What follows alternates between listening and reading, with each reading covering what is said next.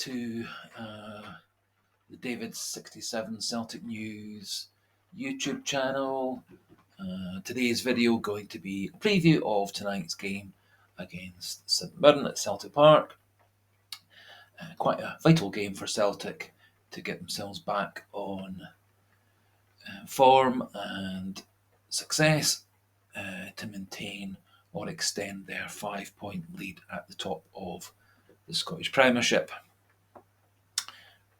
Do remember, if you can, click the subscribe button, click the like button, and also feel free to pop any comments regarding this video or Celtic in general into the comment section.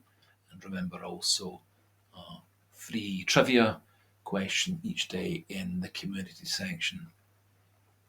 And if you can, do pass on details of the channel to other Celtic fans, friends, colleagues, etc., or anybody you think who might be interested in updates on Celtic and a slightly different view and opinion of our great club. Now, tonight's match against St Mirren, a chance for Celtic to get back on top form, get back to convincing game after rather disappointing flat performance against Hibs at the weekend.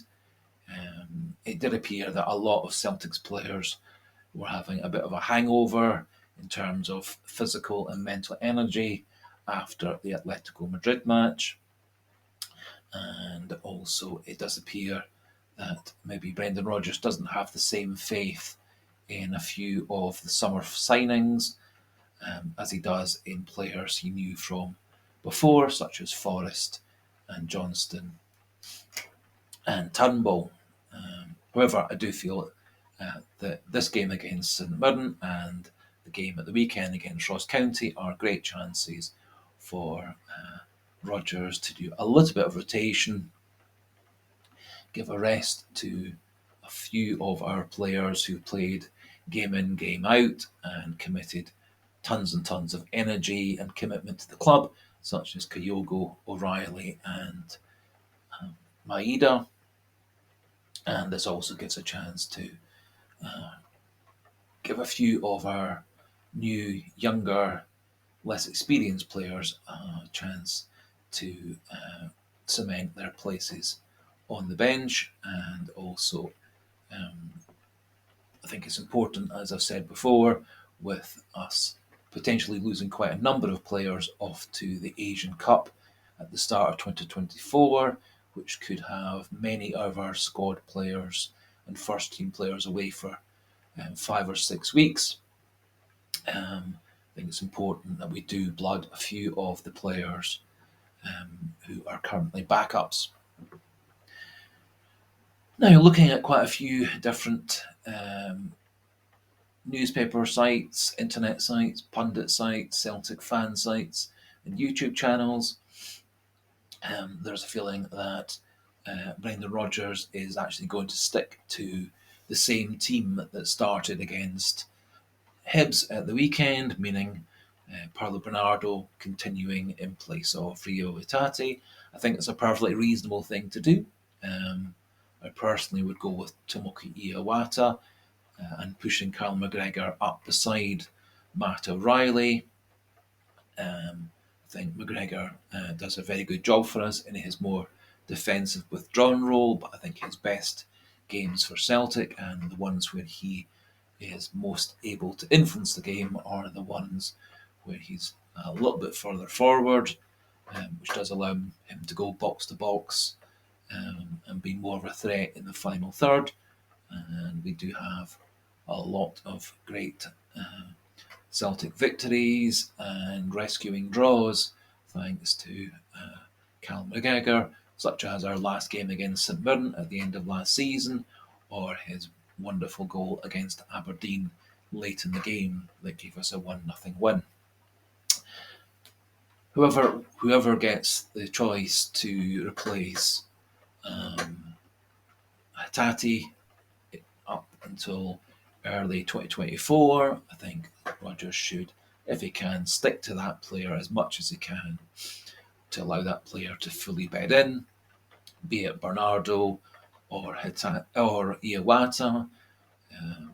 I don't see David Turnbull now as an alternative, and I would keep players such as Mikey Johnson and David Turnbull out of Celtic's matchday squads going forwards. I think there still is a place for James Forrest as a bench player coming on late in the game, but I don't see James Forrest really should be in any way a starter for Celtic. And I think once Marco Tilio gets into first team squad contention, which hopefully should be very soon, I think then Forrest probably drops out. But I think it's useful having Forrest currently as an alternative on the bench. Now, in terms of prediction for tonight's match against St Mirren, the team that I personally would go for would be keeping the back five the same as before, and so Hart in goals, Alistair Johnson, who's happily recovered from his query concussion against Hibs, CCV and Scales in central defence, and Greg Taylor at left back. In midfield, I would go with Tomoki Iwata in a slightly more withdrawn role, although he's perfectly able to play normal central midfield and play box to box. Slightly further forward, McGregor and O'Reilly, with O'Reilly having the primary responsibility to get forward to support the front three. Wide on the right, I would have Yang, and wide on the left, Lewis Palma, encouraging both of them to cut into the box. And starting up front, I would have our South Korean centre forward O. I think it's time to give players such as O and Yang a start, help get them assimilated to Scottish football. I think O has done fine coming off the bench, but far too often he's getting 5-10 minutes here and there, and is never really getting a chance to make a name for himself or get established, which is a bit of a contrast to his predecessor, Giakoumakis, who quite regularly started in place of Kyogo and often came through both as a starter and coming off the bench as a goal scorer for Celtic. O has done a reasonable job for Celtic in his games where he's come on as a sub. He had 2 goals in 2 games against Hibs up until the weekend, but I think he was brought on far too late to really have any influence on the game. And also, at the same time as O came on, Rodgers also had made quite a number of other substitutions, such as bringing on Mikey Johnson, James Forrest, David Turnbull, and I think that also disrupted O's chances. So I think resting Maeda and Kyogo for maybe 60 minutes or so of this match, bring them on late in the game if required as subs, is the best way to go. And obviously, if O and Yang are playing well, keeping them on, which then allows us to use Kyogo and Maeda fully at the weekend against Ross County, which can often be a very tricky fixture. And then maybe looking potentially to give a player such as O'Reilly and CCV a break against Ross County. I think Rodgers, however, will go with Bernardo in midfield, Maeda on the right, Palma on the left, and Kyogo through the middle. Hoping to make a good start, get on top of St Mirren, get a couple of goals up, and then looking later in the game to take Maeda, O'Reilly, Kyogo off possibly for at 60 minutes or so, which is fairly reminiscent of what Ange Postecoglou quite often did in his 2 great years at the club, and then throwing on O, Yang, etc. Fully expect Mike Nawrocki will be on the bench today, as will Odin Thiago Holm. I think Odin Thiago Holm apparently has been out for a few games with an injury, although that was never mentioned in any press releases or press conferences, etc.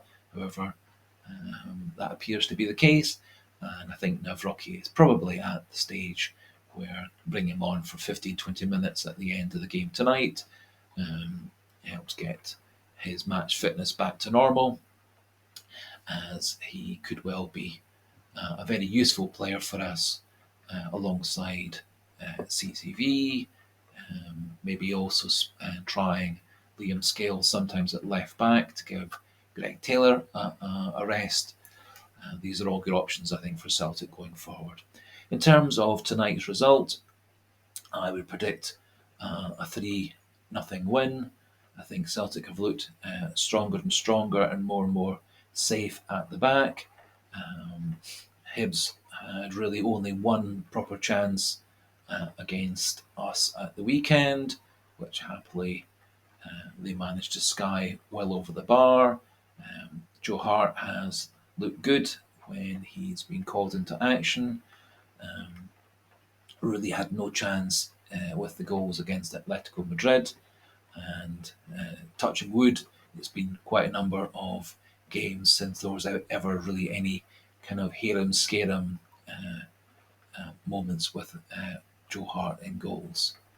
I think Celtic should keep their strong back four, which has been so successful since the return of CCV, apart from his massive blunder against Lazio. But since he and Scales have been starting together with Johnston and Taylor to their sides, Celtic's looked much stronger and safer in defence. So, no other news relating to Celtic today, apart from our great ex-player and ex-captain Scott Brown appears to be getting his playing boots back on to play for Spartans in Scotland's effectively their fourth division, which will be an interesting turn of events. There was mention of both him and Neil Lennon being in the shake-up for the St Johnstone manager job, but it would now appear that Brown is looking instead to resurrect his playing career. I personally would actually be very keen for Scott Brown to come back to Celtic in a coaching capacity. I think he's a very inspirational player. I think he's actually a very intelligent player, and I think he will actually turn out to be a very good coach stroke manager, and did have a good relationship with Brendan Rodgers first time around, and obviously is well known to the great bulk of this current Celtic squad. So, it would appear Brown, however, is looking at carrying on in playing and then back into coaching and management, rather than Brendan Rodgers putting out any kind of hand of friendship or job offer to bring him into Celtic's framework. So that finishes things for today. Please, if you if you haven't already, click the subscribe button. If you've enjoyed the video, click like button. Also, remember the Celtic trivia question in the community section, and do, if you can, pass on details of the channel to other Celtic fans and football fans who may be interested in the channel. So thanks for listening, thanks for watching, good luck Celtic tonight against St Mirren, goodbye and hail hail.